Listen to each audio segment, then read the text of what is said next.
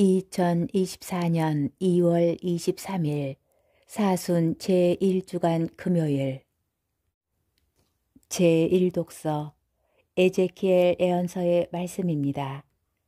주 하느님께서 이렇게 말씀하신다. 악인도 자기가 저지른 모든 죄를 버리고 돌아서서 나의 모든 규정을 준수하고 공정과 정의를 실천하면 죽지 않고 반드시 살 것이다. 그가 저지른 모든 죄악은 더 이상 기억되지 않고 자기가 실천한 정의 때문에 살 것이다. 내가 정말 기뻐하는 것이 악인의 죽음이겠느냐? 주 하느님의 말이다. 악인이 자기가 걸어온 길을 버리고 돌아서서 사는 것이 아니겠느냐? 그러나 의인이 자기 정의를 버리고 돌아서서 불의를 저지르고 악인이 저지르는 온갖 역겨운 짓을 따라하면 살 수 있겠느냐? 그가 실천한 모든 정의는 기억되지 않은 채 자기가 저지른 배신과 자기가 지은 죄 때문에 죽을 것이다.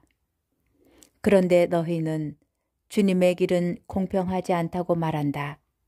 이스라엘 집안아 들어보아라. 내 길이 공평하지 않다는 말이냐? 오히려 너희의 길이 공평하지 않은 것 아니냐? 의인이 자기 정의를 버리고 돌아서서 불의를 저지르면 그것 때문에 죽을 것이다. 자기가 저지른 불의 때문에 죽는 것이다. 그러나 악인이라도 자기가 저지른 죄악을 버리고 돌아서서 공정과 정의를 실천하면 그는 자기 목숨을 살릴 것이다. 자기가 저지른 모든 죄악을 생각하고 그 죄악에서 돌아서면 그는 죽지 않고 반드시 살 것이다. 주님의 말씀입니다. 복음, 마테오 복음 5장 20절에서 26절의 말씀입니다. 그때 예수님께서 제자들에게 말씀하셨다. 너희의 의로움이 율법학자들과 바리사이들의 의로움을 능가하지 않으면 결코 하늘나라에 들어가지 못할 것이다. 살인해서는 안 된다. 살인한 자는 재판에 넘겨진다고 옛사람들에게 이르신 말씀을 너희는 들었다. 그러나 나는 너희에게 말한다. 자기 형제에게 성을 내는 자는 누구나 재판에 넘겨질 것이다.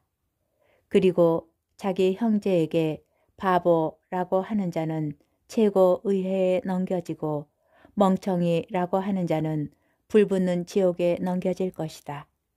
그러므로 내가 제단에 예물을 바치려고 하다가 거기에서 형제가 너에게 원망을 품고 있는 것이 생각나거든 예물을 거기 제단 앞에 놓아두고 물러가 먼저 그 형제와 화해하여라.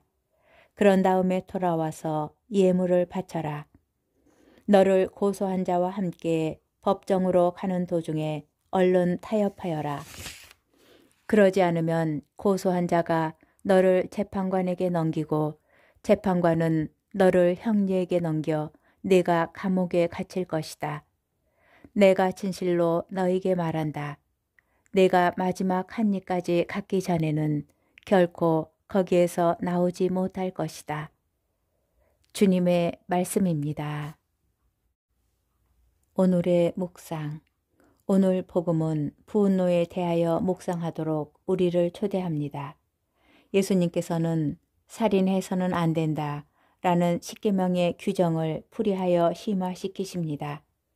바리사이들에게 의로움이란 조문에 쓰인 극단적 행위를 삼가는 것이지만 예수님께서는 그러한 행위로 나아가게 하는 싹을 잘라버리는 것입니다. 그래서 예수님께서는 이 계명을 분노하지 마라, 분노를 한 사람과 화해하여라 라는 뜻으로 풀이하십니다. 문자 그대로 살인만 금하는 것이 아니라 살인의 원천이 되는 분노라는 감정까지 제어하라고 이르십니다. 그래서 이웃에게 성내는 것을 금지하시고 나에게 원망을 품은 이들과도 화해하시기를 바라십니다. 교부들은 분노를 두 가지로 구분하였습니다. 첫 번째 분노는 오늘 복음에서 말한 분노로서 영원히 굳는 병입니다. 이는 살인으로 이어질 수 있기에 그 뿌리마저 뽑아버려야 합니다. 그러나 다른 분노도 있습니다. 죄악과 불의 앞에서 일어나는 분노, 악으로 억압받고 고통받는 이들에 대한 사랑에서 솟아나는 분노입니다. 성전을 강도들의 소굴로 만든 것을 보시고 상을 뒤엎어버리신 예수님의 분노나 구약에서 불의 앞에서 드러내시는 하느님의 분노가 이러한 분노입니다. 이 두 번째 분노는 이유가 있는 분노로 성내지 않으면 오히려 죄가 되는 분노입니다.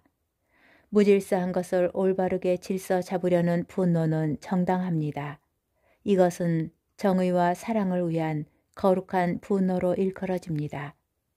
지금 나에게 분노가 일어났을 때 그것이 이기심에서 오는 분노인지 의로움을 지향하는 분노인지 식별하여야 합니다. 불의 앞에서 분노하지 못하는 것은 덕이 아니라 죄가 될 수 있습니다. 물론 거룩한 분노일 때도 그 분노의 부정적인 감정에 잠식되어 자신을 스스로 파괴하지 않으려면 모든 것을 하느님께 맡겨드리는 겸손도 함께 지녀야 하겠습니다.